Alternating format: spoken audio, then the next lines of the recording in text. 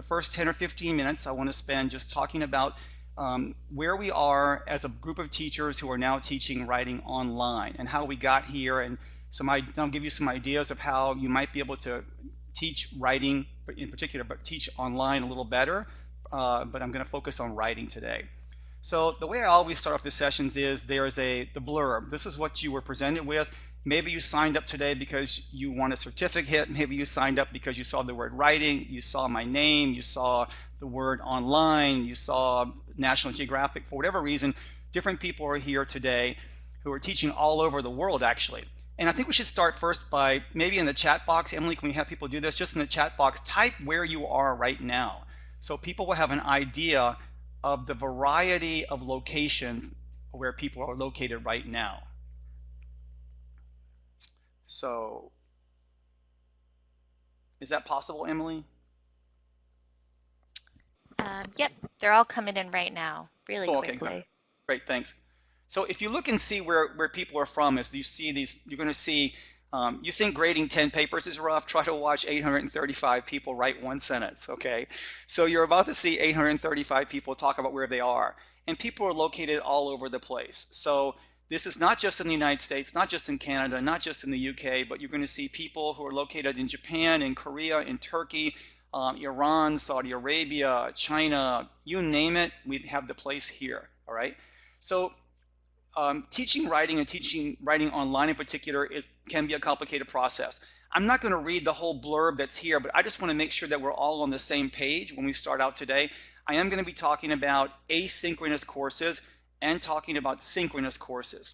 So right now you're in a webinar. This webinar is happening live. It happened where I'm located in Orlando, Florida. It's happening from 4 p.m. to 5 p.m. If you're not here from 4 p.m. to 5 p.m., then you can't participate in this webinar live. That's a synchronous class. The opposite of that, an asynchronous class, is a class it does not require you to be in the class, in the course at a particular time. Now, some people know these two terms very, very well, even if you didn't want to know them. You know them now. But where I'm located at the University of Central Florida here in Orlando, we have had online classes now since 2005.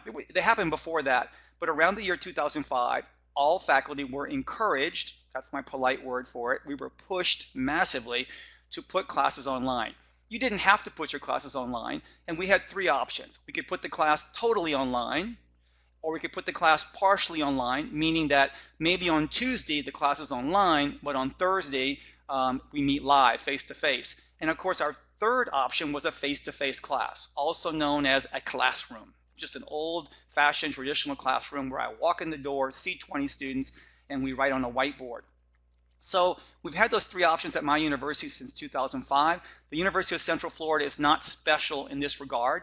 I think we do have a higher percentage of online classes maybe than other institutions, but we've done it for a long time. Now, 2020, March of 2020, for most people here in my area of the United States, people in the K-12 and colleges and universities and all kinds of private institutions as well were told that we could no longer meet in person. We could no longer meet face-to-face. We had to put classes online. Now, an asynchronous class works really well if you have something like a history class. So for example, what happens in a history class? In a history class, there's a lot of reading of material. You think about what's happened. You watch a lecture. You listen to someone talk about something. And then you maybe meet in groups, which you can do that online. You collaborate. You could have 4 students collaborating on a wiki page to produce a document together of some kind. That's how you could brainstorm. And then each student goes and writes a paper. So a course like history, science maybe, unless you have a lab component to it, some classes lend themselves really well to being an asynchronous course. In my opinion, a writing class in particular, language classes you need to have someone to language with. If you can't talk to somebody, how do you learn French or Spanish or English if you can't talk to somebody? It can't be just watching videos and then speaking to yourself in your head. It can't be like that. Now, with writing is a little bit easier to do online than maybe a speaking class, because with writing, you don't have to write with someone else. Surely you could collaborate with somebody else, but my point is that with classes that we're now on, ESL classes in particular, English classes, language classes right now, we want to have a synchronous component as well if we possibly can. And I'm going to end today talking about practical ways, a few practical suggestions for some people here. And let me say that, by way of background, we have right now 947 teachers here. It keeps growing. 947 teachers have 2,000 different backgrounds, right? So what I'm going to say today, some of these things may be really easy for you. And you may think, gosh, why did I come today? I didn't learn anything new. Whereas the person who's not seated next to you, but who's seated 2 houses away from you, in this scenario right now, that person is thinking, oh my gosh, I didn't know you could do things like that. So I am fully aware today that I am going to talk to people who know about teaching online and people who don't know about teaching online. So my background a little bit, I've taught English for a long time. I've studied different foreign languages. My big research area is vocabulary, vocabulary, and vocabulary, which is especially important in good academic writing, right? I've written lots of textbooks. But today, because we're doing teaching writing and teaching writing online, my online background, I've already told you a little bit. I had some training, but not a whole lot of training. Now right now, you guys are in a webinar. If I were to ask you, and Emily, don't put this one up yet, but if I were to ask you, have you ever been a student? Have you ever been a student in an online class? You don't have to answer that now. Just think about that. And many people this morning, a lot of people wrote yes, yes, yes. And then when I talked to a few people afterward, they said yes because they were in these webinars. Being in a webinar with me right now, what grade will you receive today? If you attended, you get 100. There's no pressure. Your job doesn't depend on this. Your TOEFL score doesn't depend on this. Your entrance into a university doesn't depend on this webinar today. Being in a webinar with me right now on this beautiful afternoon where I am in Florida, this is not pressure at all. Pressure's on me. I now have 976 people. There's no pressure on you. There's no test. So when I ask you in a minute, I'm going to ask you to be as a survey. I want this question to go ahead and put this up, Emily, if you could. My question for you is, have you ever been a student, an actual student in an online class where you received a grade? Go ahead and fill that out if you would, and I'll go ahead and answer my answer as well. Now this is an important point, and I want to explain why this is important. Have you ever been a student in an online class? All right. So Emily, I think we can go ahead and end that. I think most people, we got about 600 people have answered that already. So it's about half, 55, 45. We have about 54% of people who said yes, you've been a student, and about 46 who have said no. I'm going to say half. I'm going to say it's about half and half, okay? So that's important because when you're trying to teach online, every person in this workshop today, there are 1,000 now, all 1,000 people today were students at some point. Before you decided to become a teacher, you knew what a teacher did. You had sat in a classroom, you knew where the teacher stood, you knew what the teacher was going to say. There are desks, on day one, you claim your area. That's your chair for the rest of the semester. Nobody should touch your area, right? The point is, when you started teaching, you already knew a whole lot about what to do because you had seen 12 years or 15 years or 20 years of teachers do this to you. So if half of us, and I had never been a student in an online class until very, very recently, all right? But I received training at my university, but receiving training in a nice little workshop on a Friday afternoon where I can talk to everybody and drink coffee while I'm doing it, it's not the same thing as being in Spanish 101 or History 101 where I have to pass a midterm and do a presentation and things like that. Not the same thing at all. So the example I always give is this. How many times have you go to a presentation and the person is writing on the whiteboard and the person stands right in front of their words? I'm writing and I'm blocking the view. So probably here, I would bet most teachers in here, not to do that. When I pick up a marker, so I get the marker right here and I'm going to the whiteboard, I know where to stand. I know where not to stand because I've seen that for 20 years. If I have never been a student in an online class, then I don't know what the other side looks like. I have never been a consumer of this class, right? I'm just trying to say that this is an especially difficult job, not just because it's teaching writing online, but just teaching online is difficult for many people because they've never had the experience of being a student. Now, even if you've had training on this is how you use Zoom, this is how you use Adobe Connect, and now you can go in and out of the screens really fast, do you really know what the screen looks like to the students who's sitting there at home watching you? Do you know what you look like on a cell phone? One of the problems I'm finding right now is many of my students, because they didn't sign up to take an online class, but my class is now online with synchronous teaching, they're operating on a cell phone. They don't have the computers. They don't have their own laptop, for example. And do you know what your course looks like on a cell phone? One of the biggest wake-up calls for me this semester is, even before COVID, this is before the middle of our semester when we had to go online, she told me that she was having trouble navigating my class online. And I was really surprised because I thought it was really well organized.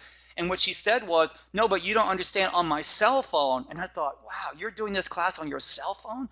Well, yes, she is. And actually more than one student admitted to using their cell phone. And I had to go back and reorganize the way I created the pages in order to not fill up her cell phone, which had very little space on it, right? So the next thing I want to talk about with online teaching, my point there is just that I think we should cut ourselves some slack. I know that, you know, a lot of times we're teachers and we're kind of hard on ourselves that we're not doing a good enough job. But in reality, if you've never been a student before, in addition to all of the online things, in addition to all of the emotional things happening with students and teachers because of the situation right now, there's a lot happening. So I hope to give you a few shortcuts today. So what do I know about teaching online? As I told you, you can read through some of these things. My university was very big on this. I had some training. Now here's the fourth thing about, I have very good tech support from my university. And so this is kind of important here. Sorry, the pointer, there we go, sorry. So this fourth one right here. At my university, I have very good tech support. For example, I'm using Zoom. This is the first semester that I've used Zoom, period. I mean, I've done it a little bit before, but I'm now in charge of Zoom with 61 people. That's not the same thing as talking to my sister with one-on-one on Zoom, right? So I have 61 people that I need to be in charge of and do a good job with for 45 minutes because I only have the 45 minutes. But at my university, I have a lot of tech support. So when I don't know what to do, I just send an email to the tech support, UCF support faculty, and the next day they'll tell me what to do. Or I can call someone, right?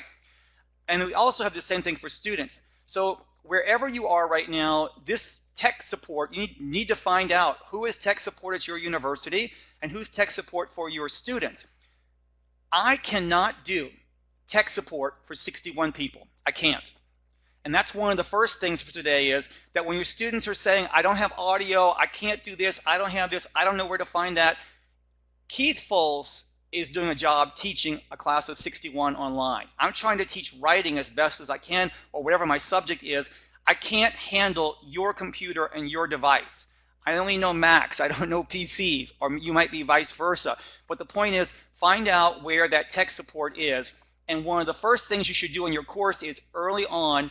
Now, I know some people, for example, people who are teaching in Japan right now, your university year is just starting. This is the first week of teaching there. People in Korea started 3 or 4 weeks ago, I believe. The point is, if your class is just beginning now, you can do this. If you're in the middle of the class, as I am, my class went online in week 10 of a 15-week semester, at the 2/3 mark. So there should be you should know how to tell your students that they should go to this person, this office, for extra support. That's not my job. I can't handle that. I mean, people will still come to you, but there's got to be a better way to do this.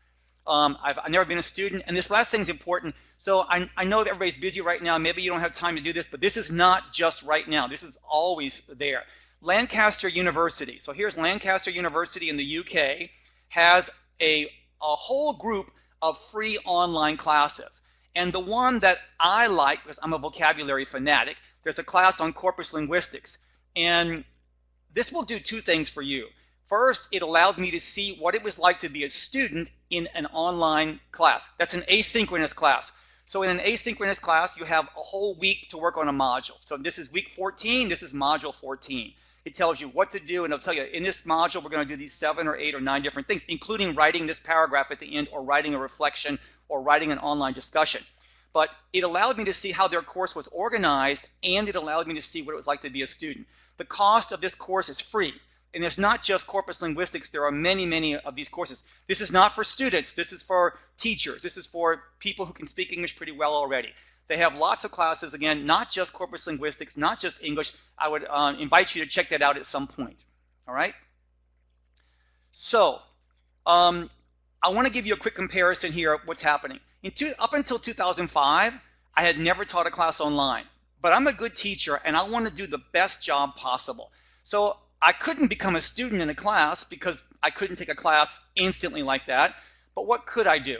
I could talk to other teachers, and I did that a lot, who are already teaching online, and I could talk to students. But I had that luxury. See, a lot of teachers right now, you might have found yourself in the situation I was 4 weeks ago, which was I was told on Friday that we'll be teaching online on Monday. So I had 2 or 3 days to get ready.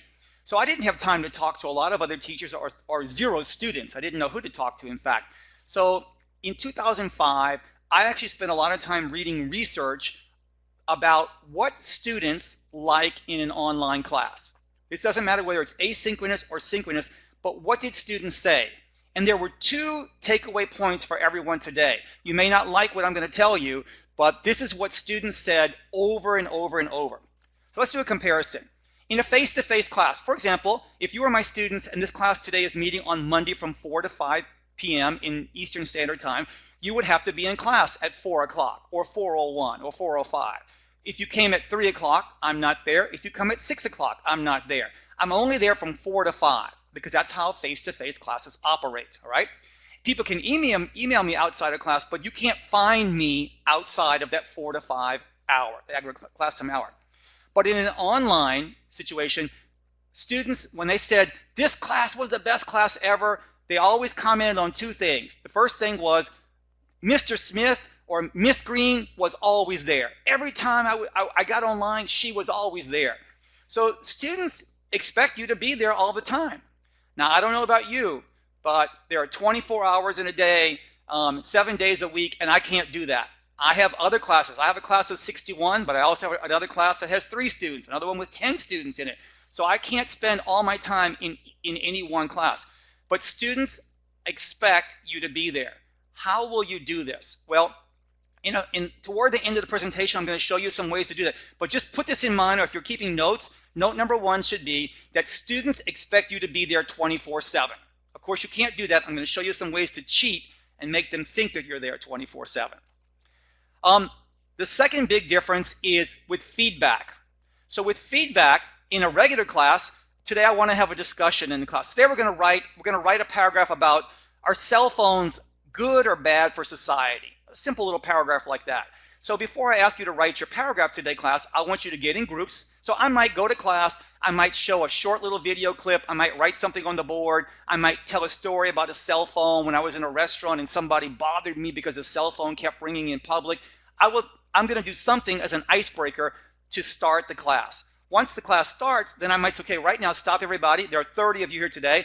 I would like you to get into 5 groups of 6. We have 6, 6, 6, 6. We have 30 people in these 5 different groups. And now it's okay, now you have 8 minutes to talk about the advantages and disadvantages of a cell phone in terms of society. What do you think? Is it a good thing? Is it all good? Is it a bad thing? Is it all bad? And you have 6 minutes to talk about this, or 8 minutes, whatever it is. So ready, set, go, and everybody talks. Now, at the end of when everybody has done their discussion, and I walk around the room as any good teacher does, at the end of that discussion, what happens? Well, here's what I don't do. I don't ask 30 people, what do you think? Right? I don't ask each of the 30 people, what did you say? What did you say? What did you say? I don't do that. And in fact, if I had here 5 groups, I might not ask all 5 groups. I might only ask 3 groups. Sometimes I'll ask 5, sometimes only 3, because sometimes when I ask one group and they say, we thought this, this, and this, and another group might say, yeah, we thought the same thing. I mean, in being sincere, not just trying to avoid talking, right? They might really say, yeah, we had the same ideas, okay? And since it's a writing class, not a discussion class, since it's a writing class, I want to spend more time on writing, but what I'm trying to do is help students brainstorm ideas for what they might write about.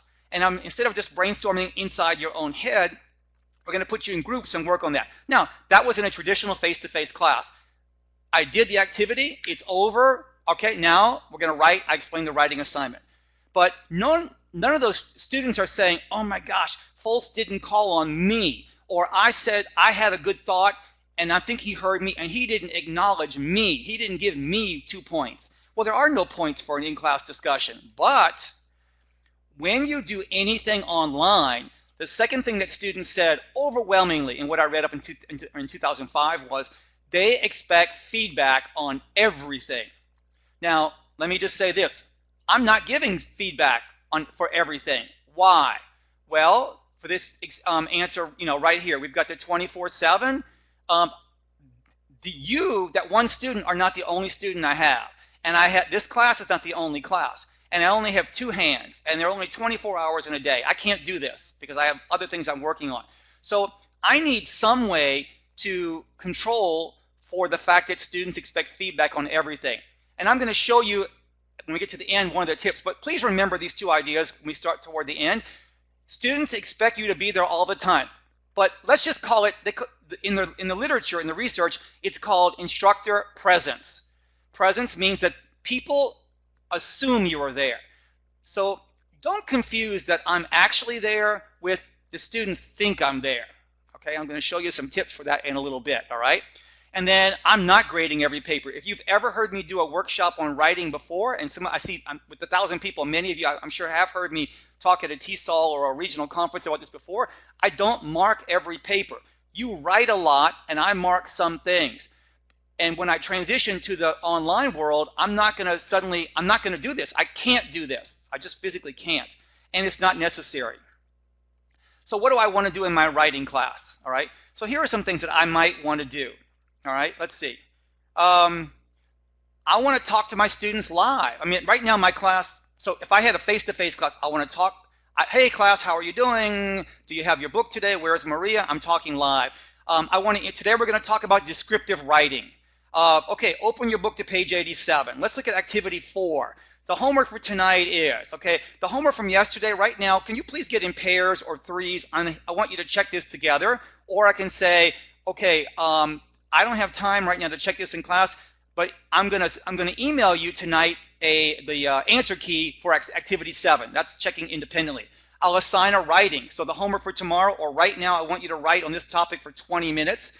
I'm going to check writing and give feedback, and sometimes I'm going to do individual conferencing with students, sometimes with people one-on-one if I don't have a large class, and then sometimes I'll do it in groups perhaps. If people who wrote on the same topic, if 3 of you wrote about cell phones, I'll do that. If 3 of you wrote against cell phones, I'll meet with them. If 3 of you wrote in favor of cell phones or the advantages only, I'll talk with those students right there as well.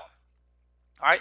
Now, my questions as I teach online. Now, before I answer this, Emily, could we do the survey that asks people, it says, if you're teaching online, no, sorry, what is it? What do you want, the one that says, what do you want to know more about? So there's a question that says, what do you want to know more about? It says, in teaching writing online. Okay, so here's what I'd like you to do right now. So before I talk about my questions, what topics, so you're teaching writing online, what would you like to know more about? And I'm not going to say anything because if I say something right now, it might bias your opinion about certain things.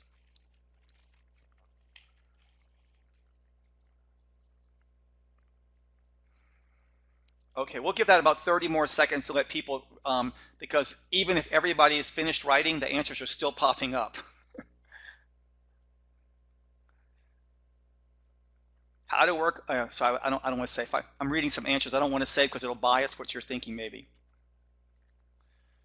Okay, Emily, I think that might be good. I'll go ahead and start talking. So what I saw, some of the things that I saw, and Emily, if you see some other ones I don't name, let me know. But people talked about feedback. That was one of the things people mentioned. I saw people talk about vocabulary, and then rubrics. So rubrics are going to be your new best friend, right? And then I saw teaching vocabulary in a few places, teaching grammar I saw a little bit, but I saw a lot about feedback, all right? So let me show you the questions that I have. So when I started teaching online 5 weeks ago in this new COVID-19 situation, here were my questions. My questions were, how am I going to talk to the students? Because I need to talk to them about an outline. I need to talk to them about descriptive writing. I don't want to say, now you go read page 73.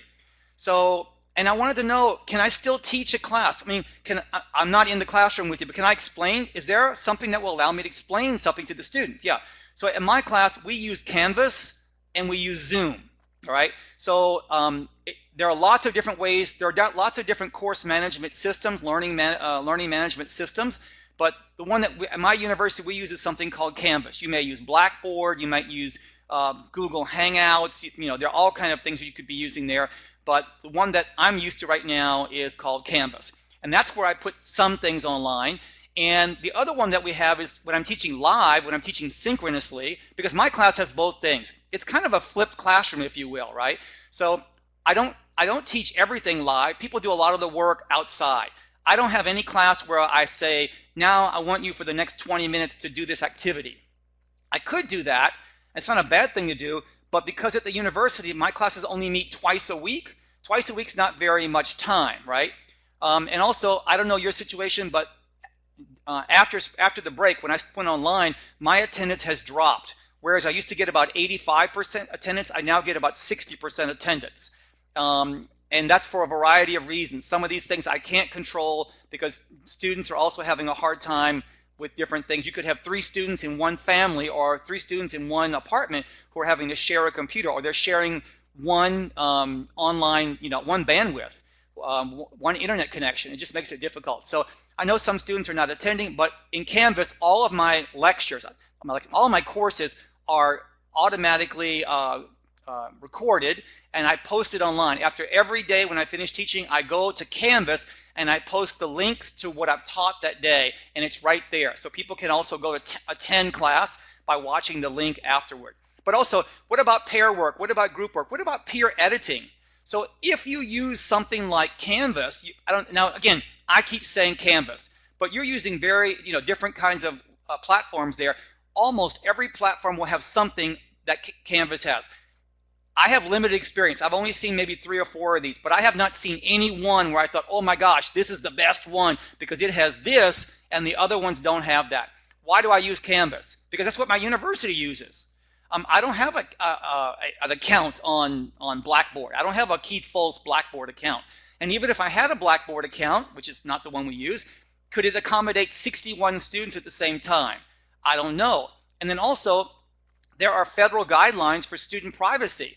So I cannot ask people to go to a learning management system outside of my university system because then they're now putting personal information in a public site. And I can get into a lot of trouble for doing that. So I use what my university, what my program says to use, and Canvas is our option, okay? If I'm going to have something asynchronous, it's going to be Canvas. They also gave us Zoom. We didn't have Zoom in January, February, March, in the beginning of March. But at the end of March, our university paid for a license with Zoom. Now, you can get Zoom for free. You can only do 40-minute classes, 39 minutes to be safe so you don't get cut off. But Zoom has limits there. But also, this is just me speaking at a United States university. I am not going to take my students and send them outside of, I'm not going to require them to go, for example, to my private Zoom or my private Canvas course or my Blackboard course, because that's going to violate federal guidelines for privacy. I'm sure many of you might face similar situations, right? Anyway, and then peer editing. So in Canvas, did you know there's a way to do peer editing? So in Canvas, when you create an assignment and you edit, you say, this is the assignment, here's the name, here are the guidelines, and it's going to, when is it due, what's the date, what's the cutoff date, and it's going to ask you how you want to submit it. There's also a place before the dates. The dates are at the bottom. Before the dates, there's a place there that asks you, do you want peer editing? So in the old days, if I had, imagine 60 people, I would collect 60 papers, and then I would think, okay, let's just shuffle the papers again. Everybody please take a different paper. And did everybody get a different paper? Did anyone get their own same name paper? Wow. Well, Canvas will do that automatically. So by the cutoff time, if it's Thursday at midnight, it will automatically take all the papers and shuffle them to other students. I can say that I want each paper to be read by 3 unique individuals, and it will do that for me, and will give me a cutoff date for the next thing. Now, in this workshop today, webinar, I can't explain how to do that. My 2 best friends are YouTube. I go to YouTube. Here's where I don't go. I don't go to Zoom and ask, how do you do this? Because Zoom will have it and Canvas will have it, but sometimes those videos or those manuals are not written to me in a very teacher-friendly way. They're not a Keith Folse friendly way. So I go to YouTube and I try to find a normal human being, preferably a teacher, who says, you know what I did, and they're explaining how to do this. That's what I would do. So number one, I go to YouTube, and there's a YouTube for everything there. The second thing I would do is I go to Facebook. This might sound strange. If you think of Facebook as where you hang out with your friend or your family, but Facebook has a lot of special groups. For example, I belong to 3 Facebook groups. One of them is people who are teaching online in Korea. Why Korea? Someone invited me to the group, and that's where I am, and I learn a lot there. They talk a lot about Zoom, and I love that conversation because somebody will say, I go and say, how do I do attendance in Zoom? I can't call the roll for 61 people, right? How do I do attendance? And I didn't know what to do. I was taking with my camera, taking pictures of the screen, and afterward trying to match everybody. Right? That's just not a cool way to do this.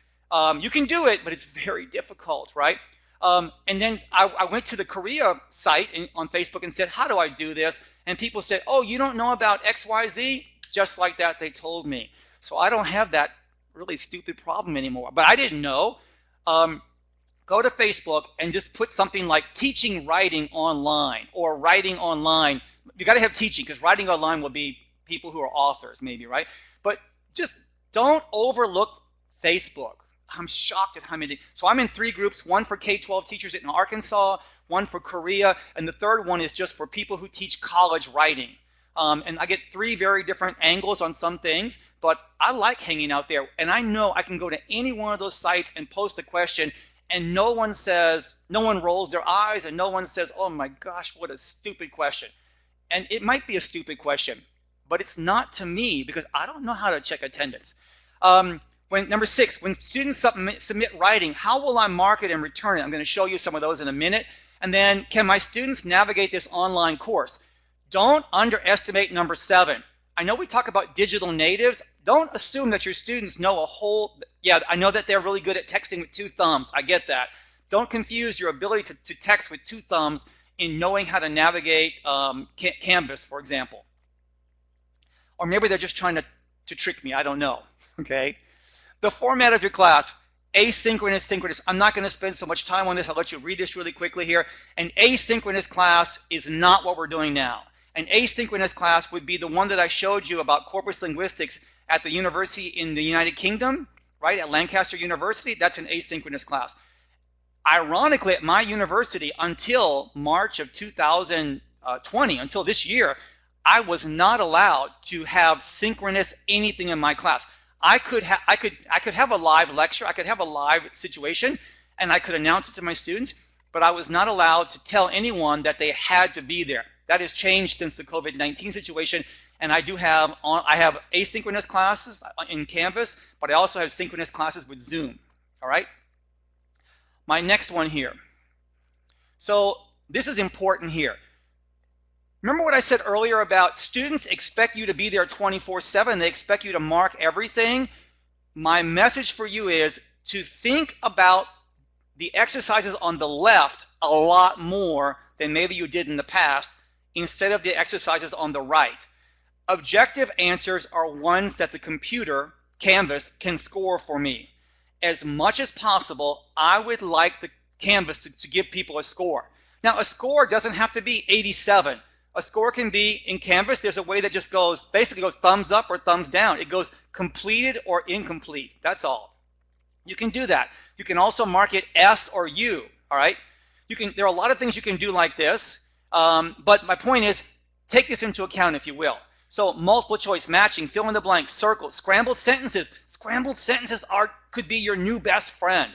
So the activity is just some scrambled sentences.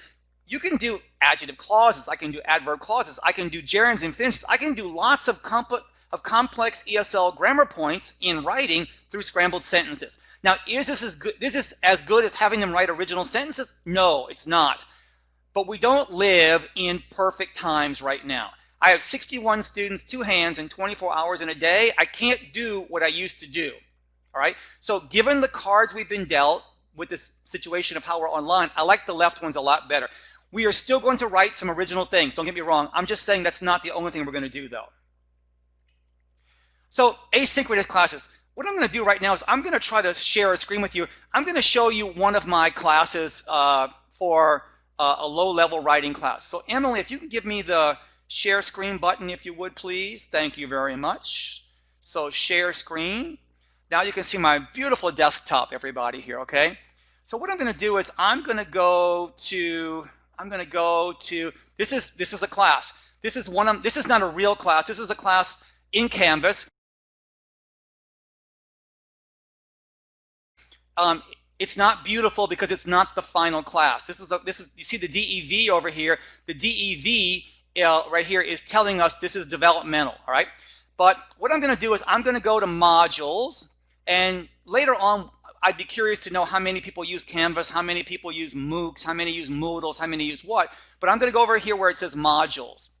So in an asynchronous class, classes are usually organized by modules. And let me go back out for a second. You'll see there are many modules here.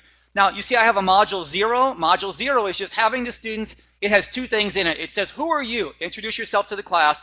And also in that module 0, it tells them how to use Zoom or how to use Canvas, how to use web courses. That's where that information goes. And I make them do something, and it's a simple little task, but it's there for them, all right? Module 1, 2, 3, but I'm going to do the one that says great writing. So let's just look at an introduction. Now, this is not fancy. This is something that I did. I wrote myself. And you can see that this is from Unit 4 of Great Writing, Book 1. Book 1 is about writing sentences. And I think my co-author, Avril, Much More Vulcan, is in the audience today in Tampa, okay? So April's here, and April's teaching this book right now, and this is a unit that she is actually just covering right now. So I worked on a unit for this that would be in Canvas. Now notice one thing. What you see is the whole page, all right? So what I'm going to do is I am going to show you how to advance to the next thing. Let me scoot off to the side a little bit. All right. Let's see. Let me move this out of the way a little bit there. So we scroll up, and you'll see there's a next. And this takes us to the next page of this, if you will. All right? So this is going to the next page. So in Canvas, instead of having one long list, when you're in Canvas, people don't like a lot of information all piled together. Your students are already overwhelmed. So let me go back to the previous thing. This is just an introduction. It's an introduction. Delta Airlines Flight 443 from Paris departed with an ED, highlighted at 12:15. This unit is about how to put in ED and how to use irregular verbs. So it's very simple. Welcome to the module. This unit practices writing about the past. For example, if you have to do an assignment for a history class, you will have to use past tense in many sentences in your writing. In this unit, you will blah, blah, blah. You will also practice writing sentences. And when you go to the next one, what it does in the next one here is it's just page 84. Because I assume my students have a book or they have some kind of e-book. So I'm not teaching this from the air. I'm not teaching this from online sites. This is actually an organized course. So whatever I did in the traditional face-to-face class, I want to do something similar here. I'm trying to cover page 84. Now, read and study using, there's an area called Using the Simple Past on page 84. You might say, oh my gosh, you're telling them exactly what to do. Yes. If you tell students exactly what to do, you're going to have fewer people emailing you. I have 61 students. You know how many people email me in week 1? Where are we? What do I do? How do I do this? 61 people email me 2 times or 3 times, and that's just one class. So how do you avoid that? I want to show you one way to avoid that. You see over here where it says discussions? Let me show you the discussion link. If you set up a class, you see I have one here called Raise My Hand. All right. Now this is an actual class.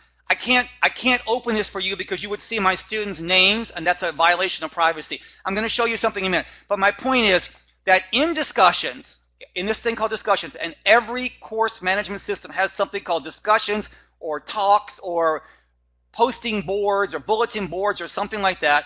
The very first thing I do in order to minimize hundreds, not dozens, but hundreds of emails from my students is I create a discussion called Raise My Hand. Raise My Hand is not about page 84. Raise My Hand is only for questions about where do I buy the book? How do I buy the code for the online workbook? It's for questions about the course. Let me minimize this and show you one. I'm going to show you an example of this situation. So right now, this is from a different course, all right?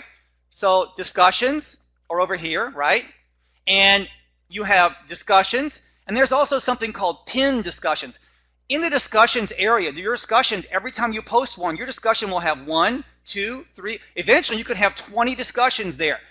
And what happens is, in Canvas, at least, every time you add a discussion, the one that's the newest always goes to the top of the pile. So what happens is, if a student tries to find raise my hand, and raise my hand is the first one you did, they'll never find it. And if they can't find it, what will they do? They're going to email you. The whole purpose of raise my hand is to avoid the hundreds of emails. So go ahead, and I want you to pin it. Take your raise my hand, and I want you to pin it, move it to the top to a pinned discussion. What does that look like? I'll show you what that looks like right here. Let's go to number 2. So here are the pinned discussions, all right? And you will see that this is my class I'm teaching right now. I have 3 pinned discussions. One is called New Conversation Hour Program, one is called Zoom and Tech Issues, and one is called Raise My Hand, General Questions about Assignments, Due Dates, and Accessing Material, all right? And so you can see right now there's a 1. You can see the 1 over here. That 1 over 14 means I have 1 student I haven't answered. Bad teacher, okay? But you know what happens? Raise my hand, I can answer it, but also the other 60 people can answer it. So I encourage my students, I say, you know what, if you want to help your classmates, everybody go to raise my hand every day and read what's there. And if you know the answer to something, please answer it. Remember I said that the students expect you to be there 24/7? They expect your presence. And when the person raised their hand and posted there, they're expecting someone to answer the question. And since I can't be there 24/7, and my students, 61 students, are going to be there at different times, and you always have a student like, teacher, me, I know. Remember how in a face-to-face class, a student says, where can we find, and someone else will jump in and answer before you have a chance to answer the question? Give your students a chance to do that. I don't have any classes online that are without raise my hand, all right? And be sure you pin it. If you don't pin it, they can't find it, all right? And so let me show you what those questions look like. So I go to my third screen here. So here's one. So the student wrote, hello, the Peace Corps assignment says that it is part, and this is I blacked out their photos and their names, is a part of an unpublished module. Is it still due tomorrow at 1:30? And that's my mistake because it's in an unpublished module. They can't access it. And I said, no, that one is not due. I think I have removed it. It's from an old module, and I messed up.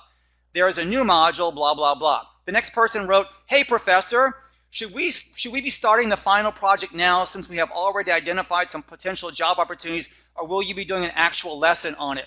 She's my best student, and she always asks the question first before anybody else. And so she had a chance to do that, and I thought, yes, but my other students are seeing this as well. My point is, when you post the answer there, then another student asks me that, I'll just say, please go to the discussion board, go to raise my hand and read it there, all right? That's what I try to do. So Emily, I'll take it back now. Thank you so much. All right, so that's one of the things I wanted to show you about asynchronous there. So I have 5 tips right now I'm going to go through rather fast. Do the students have the technology? Do they have the technology they need in order to do this? Are they using a cell phone? What about their internet connection? What device are they working on? And the number one thing I have found is phones. I don't know how to do this class on a phone. How do you write a paragraph on a phone? Many students are having to do that. And my accommodation is I have been much more forgiving on things like commas and spacing and indentation because I couldn't do it on a cell phone. And I know it's not a perfect situation, but we don't live in a perfect situation. So I'm accommodating the students on this one. So I know we've been told the students are digital natives, and that's why I have something like raise my hand, or I have something, you saw one that said tech issues or Zoom issues, because if you post something there, I always tell my students something called 3 before me. Before you write me an email, you should do 3 things. You should read the syllabus, you should look at raise my hand, or you should look at the tech issues, one of those other things. If you can't find the answer there in those 3, then you now have exhausted your 3 before me. And I think it's kind of cute. People write me, Dr. Folse, okay, I did the 3 before me, and now I'm writing you. But 3 before me, and that way, no, I'll be honest, it does not cut out all of the emails. It probably doesn't cut out the majority of them, but it cuts out many emails, and I'll take many at this time because I'm swamped with emails from students. Tip number 3, less is okay. It's okay to do less.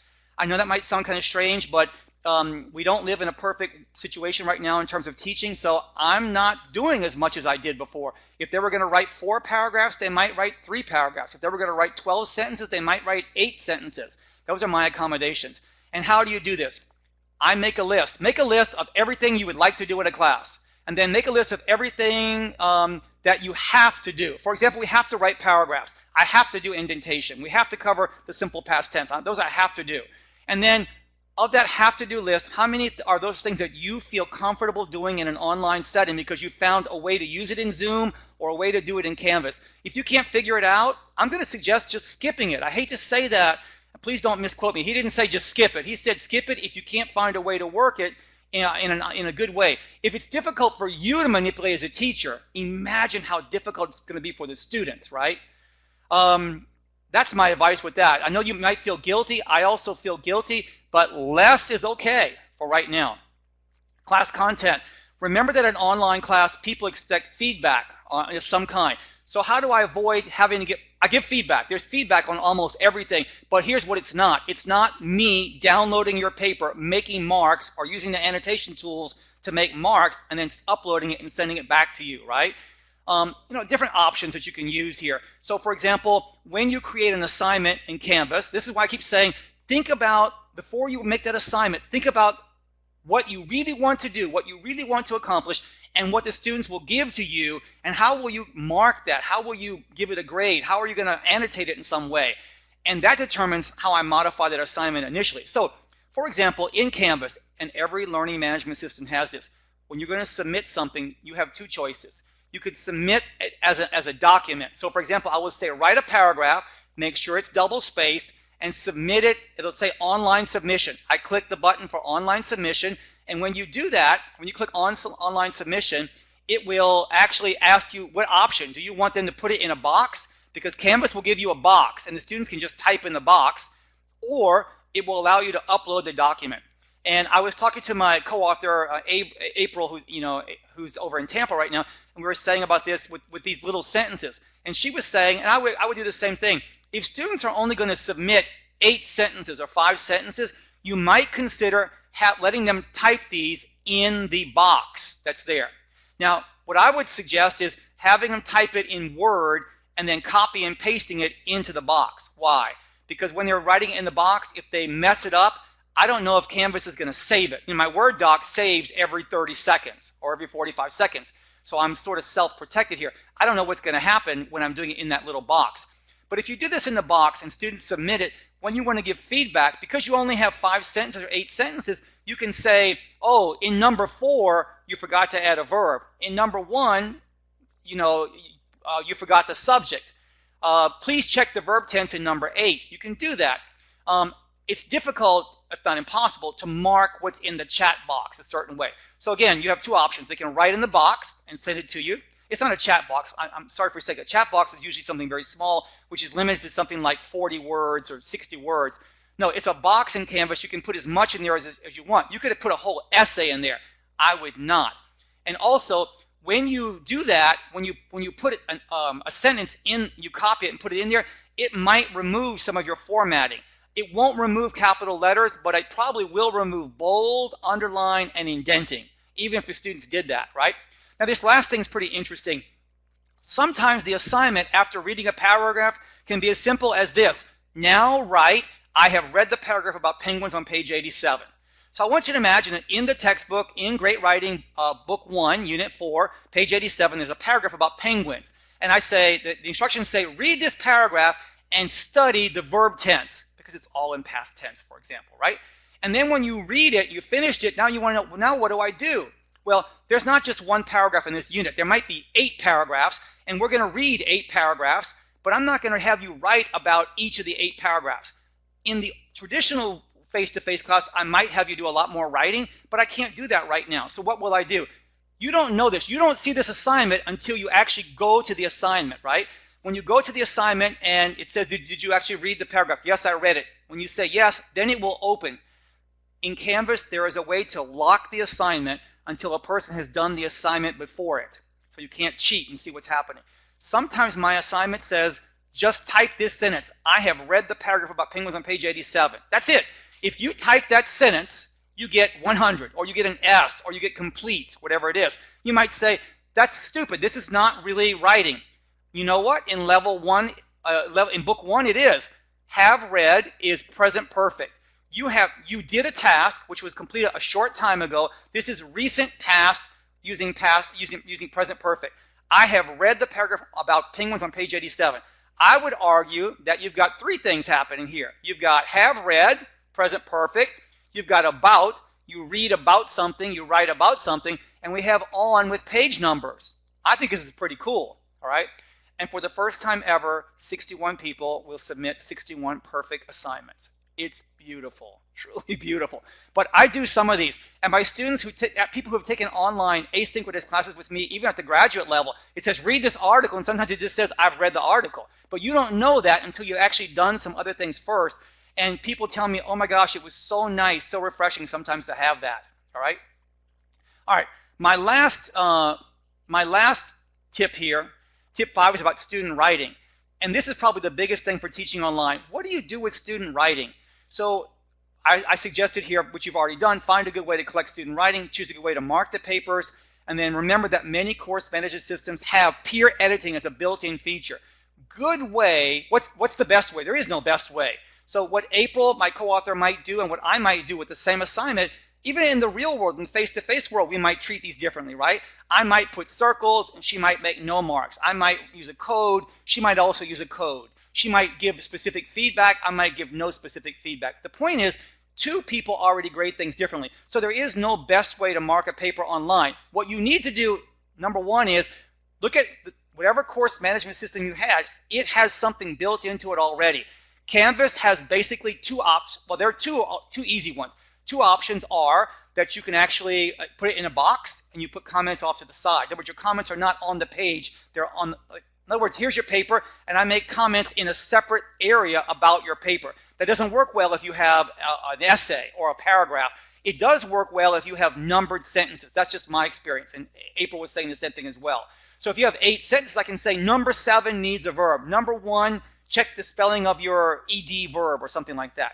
But if I have something longer than 8 sentences, then what do? I don't have them use the box for all the reasons I already mentioned. I would have them upload a document. Be sure and in Canvas you can do this easily. Be sure you specify what kind of documents are okay. For me, I only want a .doc, .doc, or a .docx. I don't want Apple anything. I don't want anything else but that. I don't want a PDF. Because marking a PDF, using the system for marking a PDF is different than marking it in Word. In Word, I can use the annotations, right? Word has a view review system as well, all right? Yeah, I think that's about it. And then the peer editing I've already talked about a little bit there. So I'm going to open the floor up to questions. I know I didn't give you specifics about how you would mark your papers, but again, we have 1,100 teachers using 10 different systems here. I don't know what system you're using. Are you using Canvas? Are you using Adobe Connect? It's going to make a difference in how you would be able. How are you able to mark the papers? I guess it's the first question I'm going to have for you. All right. So if anyone has some questions, and Emily, we have time for maybe 2 or 3 questions. Maybe if people have questions they want to ask there, maybe you can read 1 or 2 to me. I just put the Q&A box now into the screen, so people should be able to put in your questions here, and we'll have time for about 2 of them, like you said. So I'm just going to give it some time for these to come in. Okay, so Paul. Okay. Yeah. So Definitely. how about can I go ahead and start with one of them maybe about deadlines? Yeah. Hey, so one I saw was Paulina asked about deadlines. So the deadlines, how do you do this? Well, again, I'm in Canvas. Every course learning management system allows you to put 2 deadlines for every assignment. So for example, the assignment for tomorrow is to write 8 sentences. And today is April 20th. And I will say that the assignment is due, class begins at 4 o'clock. Then I would say this assignment is due at 3:59 p.m. or 4 p.m. At 4 p.m., the assignment is going to cut off. Now, you have 2 kind of deadlines. One is the due date. This is due by tomorrow at 4 p.m. And if you want everybody to have to do it by 4 p.m., then what you do is you also indicate the cutoff point. So Canvas has two kind of dates. One is the due date and one is the cutoff point. The cutoff point means students cannot see this assignment anymore. If you have a cutoff point, nobody can submit anything late, because at 4 o'clock, which was the due date, if I say 4 o'clock is my due date, but midnight is the cutoff point, that allows people to turn in something late. Now, I usually allow people to turn in something late, except for when we have quizzes about the material. In my classes, if they're going to read something about the 10 steps to writing, then I'm going to have a quiz online about that material. It's an open book quiz. It's really not a quiz. It's actually a reading check. But that's online. I set up a quiz in Canvas. I allow students to take it 3 times, no time limit. The goal is for you to get 100. What happens is when students come to class, when they come to the synchronous class, Paulina, they have already read the material. Even if they didn't read the material, they took the quiz 3 times and got an 80, so at least they have an idea about what I'm going to talk about. The single biggest improvement in my teaching, in my 41 years of teaching, was about 15 years ago. I started requiring students to have to take a quiz online before class. All right, but check Canvas. They'll explain the due dates. There'll be 2 kind of due dates for you there. Yeah, I think we're just about at time. So there are a lot of really good questions in the Q&A box, and we'll be sure to read through those. Maybe you could do a follow-up blog post, Keith, on a few of them, but we'll definitely be sure to get to as many as we can. Thank you, everyone, for sending them in. Yes. Great. And my email is there. If anybody wants to send me an email about any follow-up things or questions, I'm happy to help you. I can take screenshots of some of my courses, maybe, but I just can't reveal students' names. Great. I hope you can Thank you so much, Keith, and thanks everyone for staying for the session. I really hope you found it useful in some way for your teaching practice as you move virtually. We try to offer sessions, and we're offering a variety of them now, about 1 to 2 webinars a week for teaching virtually, and just our regular webinar series to help you teach in the classroom as well as teach virtually too. So be sure to sign up for these. We do have them for different segments, whether you're teaching young learners, teens, adults, or in our academic skills. So we do have many more coming up through May. Keith's presented several before, and you can actually check out all those recordings in our full archive on our webinar site. And we do have PDFs of the slides too, if you'd like to reference those. So I invite you to check those out. We update those regularly, almost on a daily basis. So great. Just a few notes as we wrap up here. We will be sending along the recording of the session. We'll also be sending along the slides, as I mentioned, and then also a certificate for joining us today. We don't have your name pre-printed in the certificate, so you will have to type that in. We just don't have the technical capabilities right now to type everyone's name in, but you'll have to enter it there. Just be patient. That'll come in about 3 to 5 business days, and we'll email that along to you. Great. Just a few things as we wrap up here. I do have on the screen our online professional development site that National Geographic Learning has recently developed. We're updating this regularly with new resources to help you with the transition to online teaching. We have links to webinars, training videos, blog posts, and other free professional development resources for you, including actually some lessons geared at secondary and young learners to talk about COVID. Those include teachers' guides, PowerPoints, worksheets. So I really encourage you to check that out. I'm going to put the link in the chat box right now.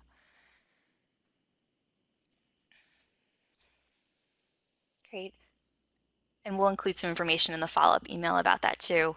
The chat box moving very quickly, but I see a lot of thanks. So thank you all for being with us here, whatever time it is where you are. I know it's very late for some in Eastern Europe, and kind of good time of the day in Latin America, and early in the morning in Asia if anyone's joining us there. So great. Have a great rest of your day, everyone. Thanks so much again, Keith.